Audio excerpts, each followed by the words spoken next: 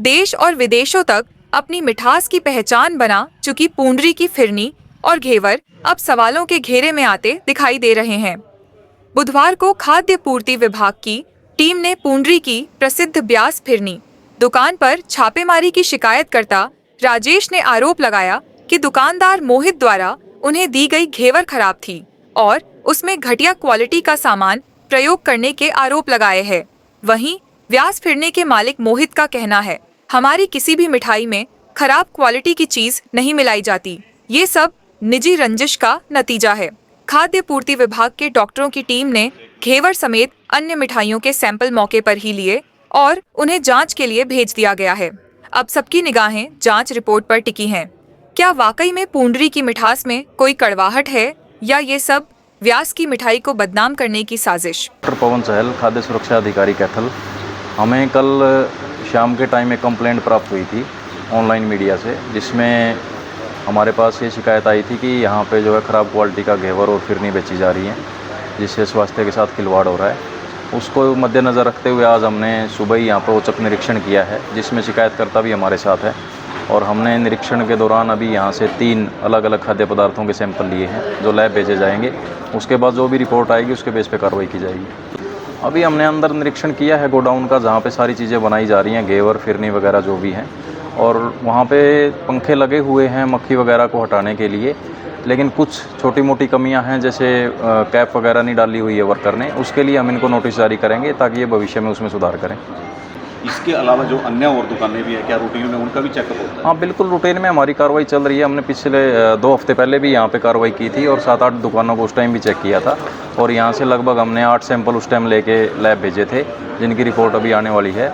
और ये तो रूटीन प्रक्रिया है, चलती रहेगी ऐसे ही। अगर खुले में कोई सामान बेच रहा है तो उसके ऊपर कार्रवाई बिल्कुल की जाएगी। इसके अलावा अगर कोई बनाने में किसी तरह कोताही बरत रहा है तो उसके ऊपर भी कार्रवाई की जाएगी। जो विभाग की तरफ से क्या आदेश रहेंगे?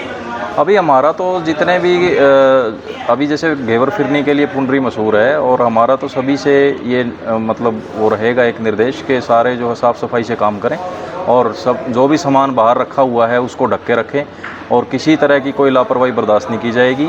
जहाँ भी ऐसी शिकायत हमें मिलेगी तुरंत उसके ऊपर विभाग एक्शन लेगा। कंप्लेंट के बारे में तो मुझे पता नहीं जी, डॉक्टर साहब आए हैं, उनका सम्मान है, उनकी ड्यूटी है। जो कोई कमियां डॉक्टर साहब देखेंगे, हमारे हिसाब से कोई कमी नहीं छोड़ देंगे। अगर जो कोई दिक्कत है उसको आगे ठीक करेंगे। क्योंकि एक राजेश जी हैं बरसाना से, उन्होंने दिखाया के घेवर के अंदर जो अच्छा, तो ठीक है, मैं समझ गया। लगी हुई थी उसके अंदर, उसका मैं आपको बताना चाहता हूँ, आप इसको थोड़ा जूम करिएगा। इस पे लिखा है मावा घेवर की वैधता 2 दिन की है, और वहाँ पे भी लिखा है वो घेवर लेके गए थे 4 दिन पहले। अच्छा। और कल लेके आए 2 किलो लेके गए थे, जिनमें से 1 उन्होंने खा लिया, ठीक था तो खा लिया, उसकी वैलिडिटी ख़त्म हो गई, उसको फफूंदी लगी, उसको लेके यहाँ आए। उन्होंने मेरे फादर के साथ बदतमीजी की और तभी उन्होंने कंप्लेंट की होगी। नहीं, उनका सीधा आरोप ये था कि मैं अगले ही दिन लेके गया, और मैंने उसकी रिकॉर्डिंग मेरे पास सारी है। एक ही दिन रखी थी और एक दिन में ही उसके एक दिन में मतलब घटिया मटेरियल होने की वजह से जो है ना वो फफूंदी लगी और वो ख़राब हो गया। ऐसे कहने से नहीं होता, मेरे पास सबूत है, रिकॉर्डिंग है, वो कब आए थे और कब लेके आए वापस इसको। रही बात ख़राब होने की, 1 किलो तो उन्होंने यूज़ कर लिया था, जब तक यूज़ किया जब तक वो ठीक था। फफूंदी लगी 3-4 दिन, तब उसको वो लेके आए। इस पर बाकायदा लिखा है, वहाँ पे भी लिखा है, इसमें कोई दो राय नहीं है। वीडियो है, रिकॉर्डिंग है, आवाज़ की रिकॉर्डिंग है। उन्होंने बदतमीजी की, इस चीज़ की भी रिकॉर्डिंग है। मेरे फादर बुजुर्ग हैं। मतलब जो ये कंप्लेंट की गई है वो रंजिश में की गई। वैसे कस्टमर एक नहीं है, बहुत सारे हैं, खा के देखो। अगर कोई कंप्लेंट है, कोई दिक्कत नहीं, डॉक्टर साहब को दोबारा बताओ, उनका काम है। हमारी कोई जैसे भी वो सज़ा होगी है, जो भी जुर्माना होगा वो हम उनको उनके हिसाब से देंगे, रंजिश के हिसाब से नहीं देंगे।